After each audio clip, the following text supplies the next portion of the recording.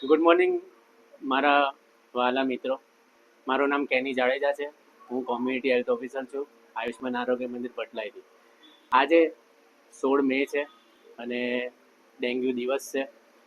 અને આજના આ વિડીયોમાં તમે ને દરેક ઇન્ફોર્મેશન મળશે ડેન્ગ્યુ રિલેટેડ.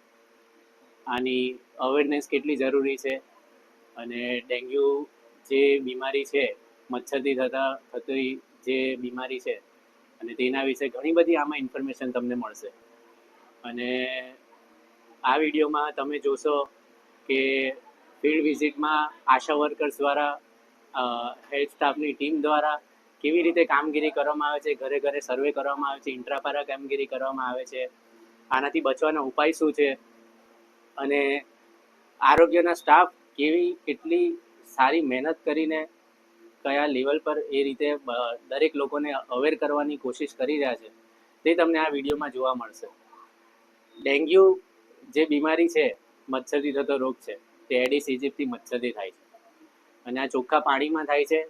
આ ડેન્ગ્યુના બીમારી સવાર દરમિયાન આ મચ્છર કરડે છે. મેલેરિયલ મચ્છર છે તે રાતે કરડે છે. અને આના માટે સૌથી હાઈ રિસ્ક ગ્રુપમાં આવતા લોકો છે નાના બાળકો, પ્રેગ્નન્ટ મહિલાઓ અને ઘરડા લોકો.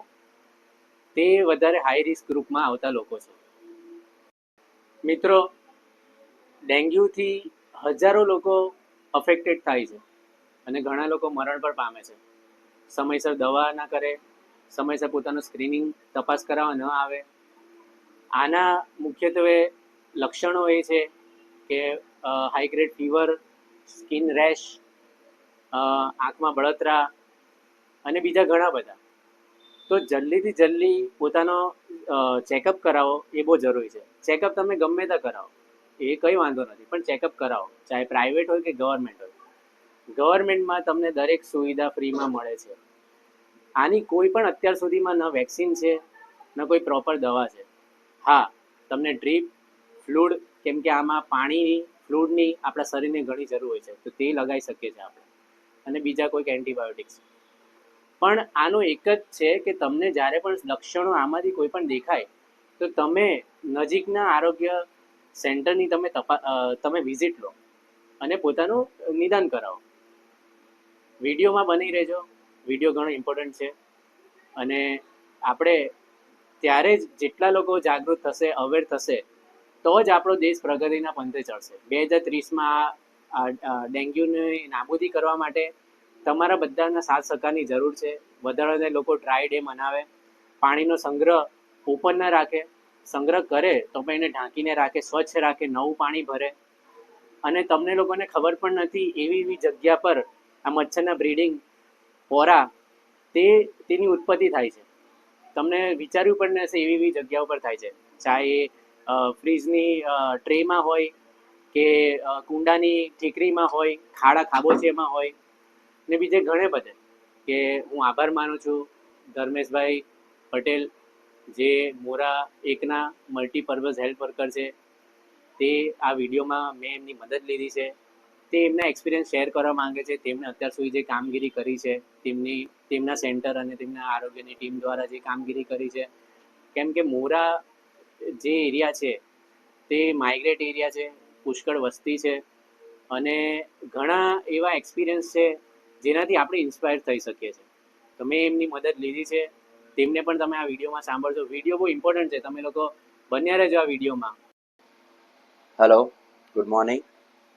મારું નામ ધર્મેશ પટેલ છે, મલ્ટીપર્પઝ હેલ્થ વર્કર મોરા 1, તાલુકો 84, જિલ્લો સુરત.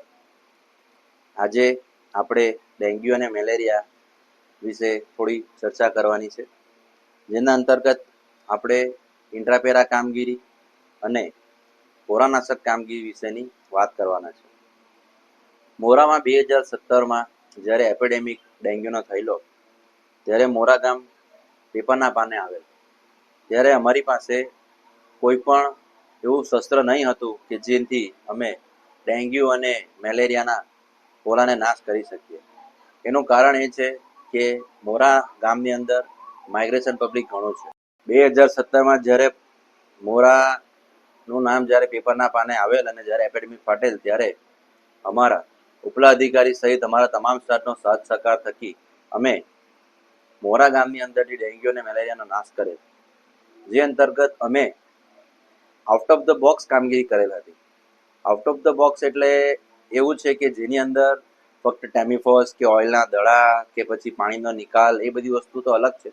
અમે આખાને આખા કન્ટેનર લોકોના ઉચકી લાવેલ અને પંચાયત ખાતે જમા કરેલ, અને જે લોકો પણ પાણીની ભરાવો હતા અને જે લોકો પાત્રોને બંધ નહીં કરતા હતા એ લોકોને અમે ગ્રામ પંચાયત થકી, સરપંચ થકી, તલાટી, મંત્રી સહિત, ગ્રામ પંચાયતના સભ્યો સહિત અને તમામ આરોગ્યની ટીમ સહિત અમે સરકારી રસીદ પાવતી અમે આપેલ છે.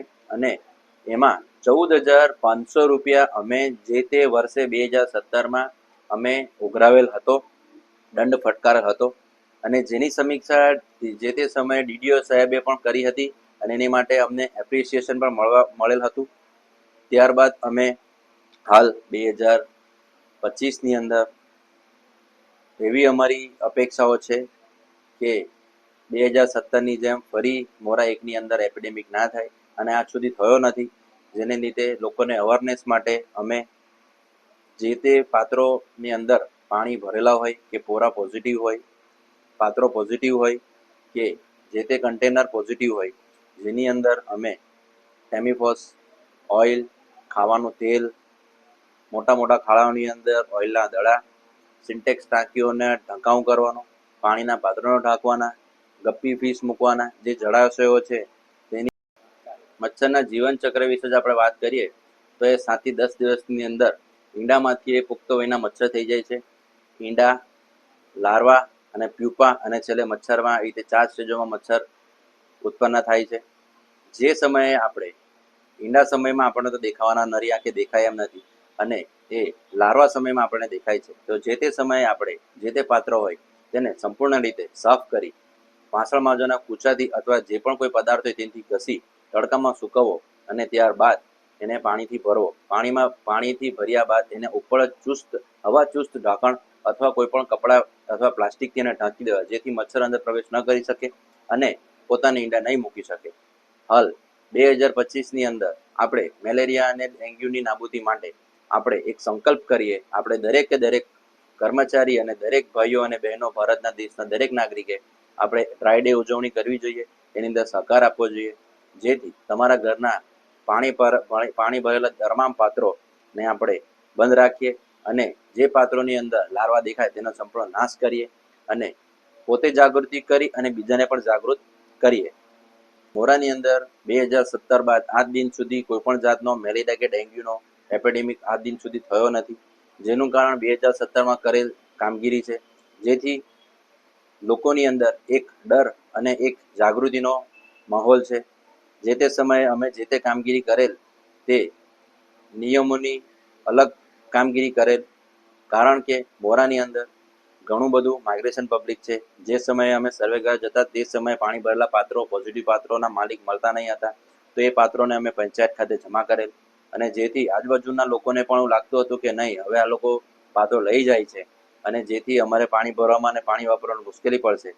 જે પગલાંને લઈને અમે હાલ 2025ની અંદર ગયા મહિનામાં એટલે કે એપ્રિલ મહિનાની અંદર અમે 3 પાત્રોને પંચાયત ખાતે જમા કરેલ છે અને દરેકને 500 રૂપિયાનો દંડ પણ કરેલ છે, અને જેની સરકારી રસીદ પણ આ પંચાયત તરફથી આપવામાં આવે છે. મોરા એકની અંદર જે સમયે પોઝિટિવ દર્દી નોંધવામાં આવે છે તેના માટે અમે 3 દિવસ સતત કામગીરી કરીએ છીએ, જેની અંદર ફોગિંગ કામગીરી કરવામાં આવે છે. ત્યારબાદ બીએસ સિલેક્શન એના આજુબાજુના ઘરોનો સર્વે કરવામાં આવે છે, માસ સર્વે કરવામાં આવે છે, જેથી કરીને આજુબાજુના લોકોને મેલેરિયા અને ડેન્ગ્યુ જેવા જીવલેણ રોગો ન થાય, જેની પણ અમે તકેદારી રાખીએ છીએ. મેલેરિયા અને ડેન્ગ્યુથી બચવા માટે અમે જે તે સમયે અમારે ત્યાં મમતા દિવસના સગર્ભા માતાઓ અને એમની સાથે આવતા દરેક સગા સંબંધીઓને સલાહ આપીએ છીએ કે મચ્છરદાનીમાં, દવાયુક્ત મચ્છરદાનીમાં સૂવા માટે અને રહેવા માટે વધારેમાં વધારે લોકો પ્રયત્ન કરે, જેથી એમના બાળકો અને એમની માતાઓને ભવિષ્યની અંદર ડેન્ગ્યુ કે મલેરિયા ન થાય અને સ્વસ્થ પરિવાર રહે, એના માટે અમે સૂચના કરવામાં આપીએ છીએ. જ્યારે 2017ની અંદર મોરાની અંદર જ્યારે એપિડેમિક ફાટેલો, જે તે સમયે મને મારા જિલ્લા પંચાયતના CDHO Shri, DMO Shri, THO Shri, medical officer Shri, supervisor Shri, ગ્રામ પંચાયતના તમામ સભ્યો, સરપંચ, યુથ સરપંચ શ્રી, ગ્રામ પંચાયતના તમામ દરેકે દરેક પદાધિકારીઓ અને અમારા સ્ટાફના મેલ સુપરવાઇઝર, અમારી આશા બહેનો, આશા ફેસિલિટરો અને ગામના દરેક લોકોએ ઘણી મદદ કરેલી, જેને લીધે અમે 2017ની અંદર સૌએ ભેગા મળીને એ જે એપિડેમિક થયેલો જેને અમે નિયંત્રણમાં લાવેલા, જેથી દરેકનો સાથ સહકાર રહેશે તો જ આપણે આ ડેન્ગ્યુ અને મેલેરિયા જેવા રોગો પર નિયંત્રણ રાખી શકું અને નાબૂદ કરી શકશું. કોઈ પણ એક વ્યક્તિથી કોઈ પણ વસ્તુ નથી થતી, તેના માટે સાથ સહકારની ખૂબ જરૂર રહે છે. આભાર.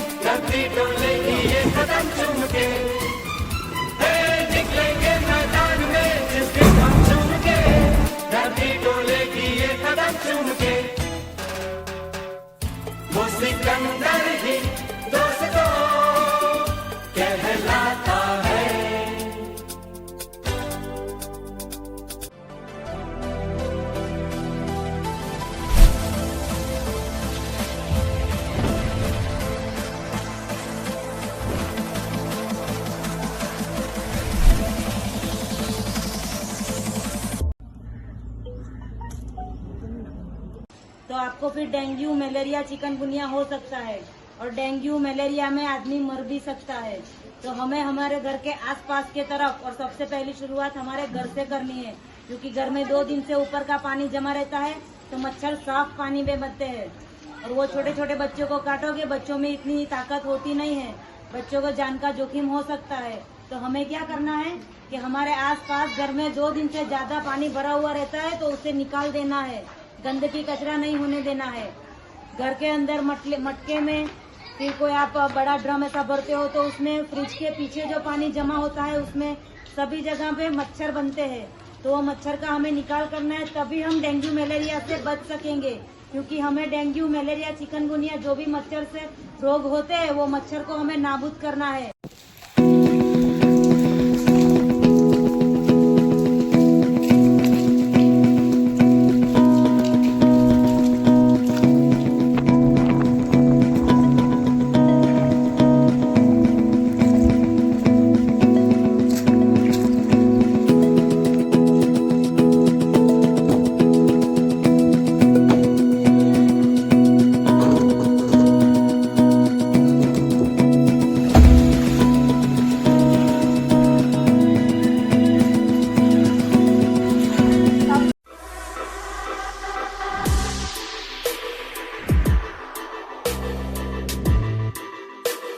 મોરા એકના કાર્ય વિસ્તારમાં ડેન્ગ્યુ અને મેલેરિયા 2017ના વર્ષ દરમિયાન ગંદા પાણીના નિકાલની લાઇનમાં મેલેરિયાના ઘણા બધા પોરા જોવા મળ્યા હતા.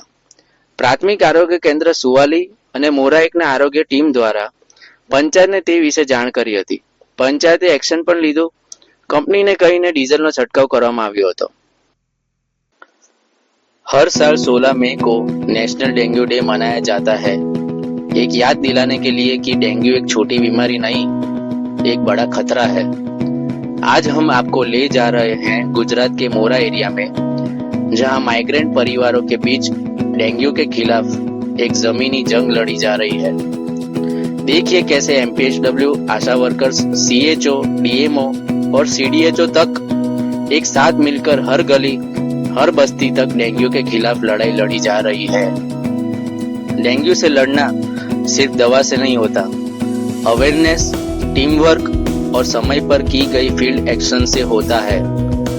मोरा की ये कहानी सिर्फ एक एरिया की नहीं, ये पूरे भारत के हेल्थ स्टाफ के डेडिकेशन का एक मिसाल है.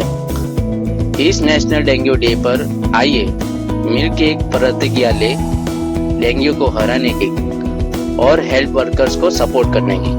Thank you.